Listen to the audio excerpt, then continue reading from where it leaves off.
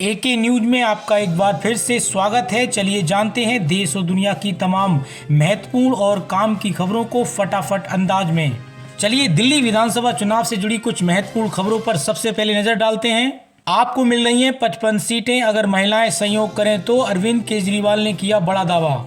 आम आदमी पार्टी के मुखिया अरविंद केजरीवाल ने कहा, मेरे अनुमान के मुताबिक आम आदमी पार्टी को 55 सीटें आ रही हैं, लेकिन अगर सभी वोट करने जाएं और अपने घर के पुरुषों को भी आम आदमी पार्टी को वोट देने के लिए समझाएं तो 60 से ज्यादा सीटें आ सकती हैं। अब वहीं अगली खबर में दैनिक भास्कर ने अपनी टीम की ग्राउंड रिपोर्ट पॉलिटिक्स एक्सपर्ट और सीनियर पत्रकारों से बातचीत के आधार पर दिल्ली विधानसभा चुनाव 2025 के संभावित परिणाम को लेकर रिपोर्ट प्रकाशित की है, जिसके अनुसार दिल्ली की सभी 70 विधानसभा सीटों पर आम आदमी पार्टी को 43 से 47 सीटों पर जीत मिल सकती है। मतलब आम आदमी पार्टी की सरकार बनने की संभावना है। वहीं भारतीय जनता पार्टी को 23 से 27 सीटें मिलने का अनुमान है। अब वहीं दोस्तों अगली खबर में महाकुंभ का आखिरी अमृत स्नान, 2.33 करोड़ ने लगाई आस्था की डुबकी। संगम से 10 किलोमीटर तक श्रद्धालुओं की भीड़, 30 देशों के लोग पहुंचे। अब वहीं दोस्तों अगली खबर भी दिल्ली विधानसभा चुनाव से जुड़ी है। आम आदमी पार्टी के राष्ट्रीय संयोजक अरविंद केजरीवाल ने कहा कि आम आदमी पार्टी ने चुनाव में गड़बड़ी करने की बीजेपी की हर साजिश से निपटने के लिए कमर कस ली है। उन्होंने दिल्ली की जनता से अपील की है कि भारतीय जनता पार्टी के ईवीएम के खेल को हराने के लिए आम आदमी पार्टी को जमकर वोट करें। उन्होंने कहा कि सूत्रों के हवाले से पता चला है कि ये लोग मशीनों में 10% वोट की गड़बड़ी कर सकते हैं, इसलिए झाड़ू को इतना वोट दें कि आम आदमी पार्टी को 10% से ज्यादा लीड मिल जाए। वहीं अगली खबर में अयोध्या के मिल्कीपुर उपचुनाव में प्रचार का शोर थमा। आज रवाना होंगी पोलिंग पार्टियां, समाजवादी पार्टी और भारतीय जनता पार्टी में सीधी टक्कर। अब वहीं दोस्तों अगली खबर में तेलंगाना ने जातिगत आधार पर कराए गए सर्वेक्षण का डेटा जारी कर दिया है। इसके मुताबिक राज्य में मुस्लिम अल्पसंख्यकों को छोड़कर अन्य पिछड़े वर्ग की आबादी 46.25% है, जो राज्य की कुल 3.70 करोड़ जनसंख्या का सबसे बड़ा हिस्सा है। जनसंख्या को प्रतिशत के हिसाब से देखें तो यहाँ पिछड़ी जातियों के बाद अनुसूचित जाति 17.33%, अनुसूचित जनजाति 10.45%, मुसलमानों में पिछड़े वर्ग 10.08% और अन्य जातियाँ 13.33%, मुसलमानों में पिछड़ी जातियां 2.48% हैं। अब वहीं दोस्तों अगली खबर में संभल में घर घर शुरू होगा सर्वे, हर व्यक्ति की खंगाली जाएगी कुंडली। हिंसा के बाद पुलिस का एक और बड़ा एक्शन। संभल पुलिस ने शहर में एक सर्वेक्षण शुरू करने की घोषणा की है। इस सर्वेक्षण का उद्देश्य शहर में रहने वाले लोगों का डेटा इकट्ठा करना है, जिसमें विदेशों में रहने वाले लोग भी शामिल हैं। सर्वेक्षण में लोगों के पासपोर्ट और वीजा की भी जांच की जाएगी। इस कदम का उद्देश्य शहर की सुरक्षा सुनिश्चित करना है, किसी भी संभावित अपराध को रोकना है। अब वहीं दोस्तों अगली खबर में बिहार को 8 वंदे भारत, 2 अमृत भारत ट्रेन समेत 400 ई बसों की मिली सौगात।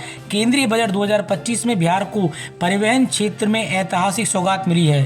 राज्य में 8 वंदे भारत ट्रेनें, 2 अमृत ट्रेनें और 400 ई नई बसें देने की घोषणा की गई है। ये कदम बिहार की कनेक्टिविटी और पर्यावरण को बेहतर बनाने के लिए अहम साबित होंगे।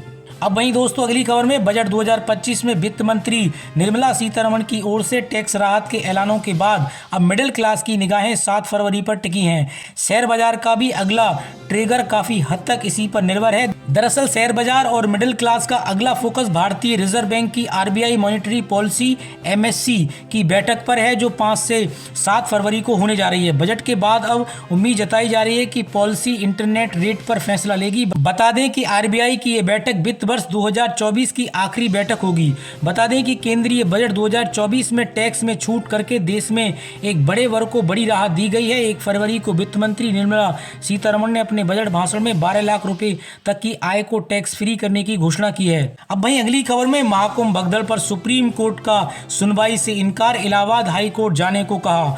सुप्रीम कोर्ट ने जनहित याचिका दायर करने वाले वकील से कहा कि वे अपनी याचिका लेकर इलाहाबाद हाई कोर्ट जाएं। याचिका में मौनी अमावस्या के दिन हुई भगदड़ पर स्टेटस रिपोर्ट को और जिम्मेदार अधिकारियों पर कार्रवाई करने की मांग की गई है। अब वहीं दोस्तों अगली खबर में आईफोन 16 प्रो पर गजब की डील, कम पैसों में आपका हो सकता है स्मार्टफोन। रीसेलर की वेबसाइट पर आईफोन 16 प्रो को 1,07,900 रुपये में लिस्ट किया गया है। इसका मतलब है कि स्मार्टफोन पर 14,900 रुपये की छूट है। इतना ही नहीं, आप इस कीमत को और भी कम करा सकते हैं। चुनिंदा बैंकों के क्रेडिट कार्ड यूज करके इसमें 6.3 इंच का LTPO ओल्ड डिस्प्ले है, जो कि HDR 10 और डाल्बी विजन सपोर्ट के साथ 150 हर्ट्ज रिफ्रेश रेट को सपोर्ट करता है। अब वहीं दोस्तों अगली खबर में फसलों की एमएसपी फिक्स सब्सिडी किसानों के खाते में आएगी, शिवराज सिंह ने खोला बजट का प्लान। केंद्रीय कृषि मंत्री शिवराज सिंह चौहान ने प्रधानमंत्री नरेंद्र मोदी को धन्यवाद देते हुए कहा कि पिछले 7 महीनों में किसानों की खुशहाली के लिए अनेक काम किए गए हैं। नए बजट में फसल की एमएसपी निर्धारित की गई है, इसमें किसानों को आर्थिक लाभ होगा। पहले किसान अपनी फसल का कम दाम पर बेचता था और उपभोक्ता उसे महंगे दामों पर खरीदता था।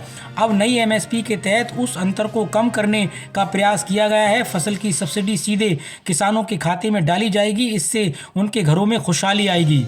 वहीं अगली खबर में अयोध्या राम मंदिर के मुख्य पुजारी को ब्रेन हेमरेज, आचार्य सत्येंद्र दास लखनऊ पीजीआई में भर्ती, हालत गंभीर, भक्तों ने की प्रार्थना।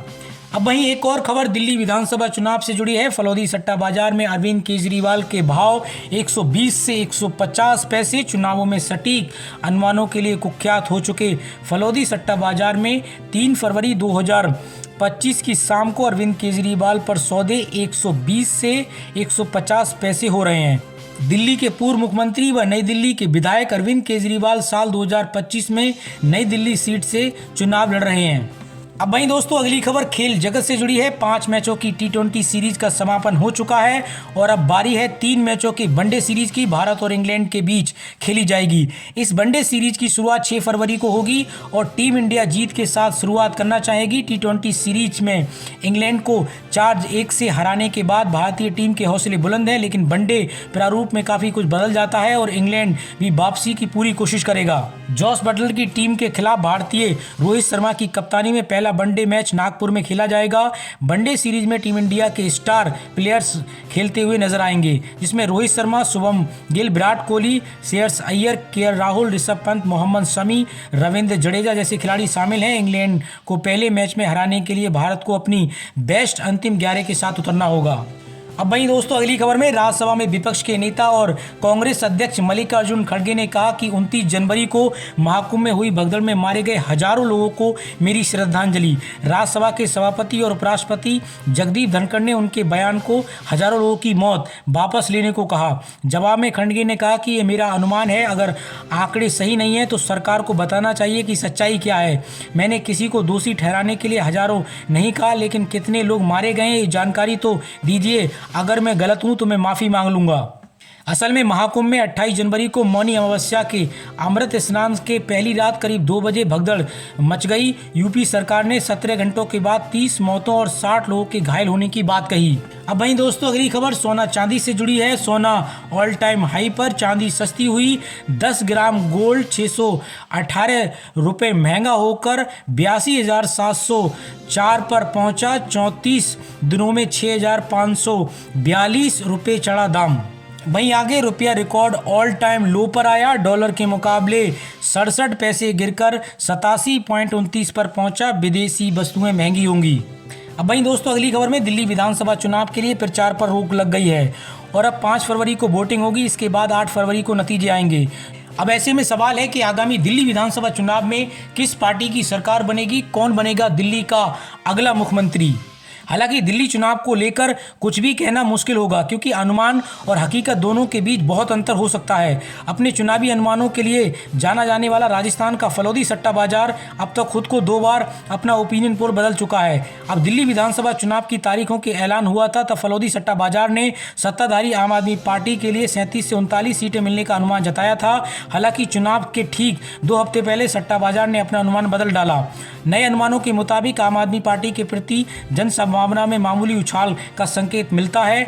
सट्टा बाजार का अनुमान है कि आम आदमी पार्टी को अब 38 से 40 सीटें मिल सकती हैं। कुछ इस तरह सट्टा बाजार में भारतीय जनता पार्टी के लिए भी अपने अनुमानों में बदलाव किया गया है। सट्टा बाजार ने पहले भारतीय जनता पार्टी को 25 से 35 सीटें मिलने का अनुमान लगाया था, लेकिन इसके बाद इसने अपने अनुमानों के आंकड़ों में बदलाव किया है। इसे घटाकर अब 29 से 31 सीट कर दिया है।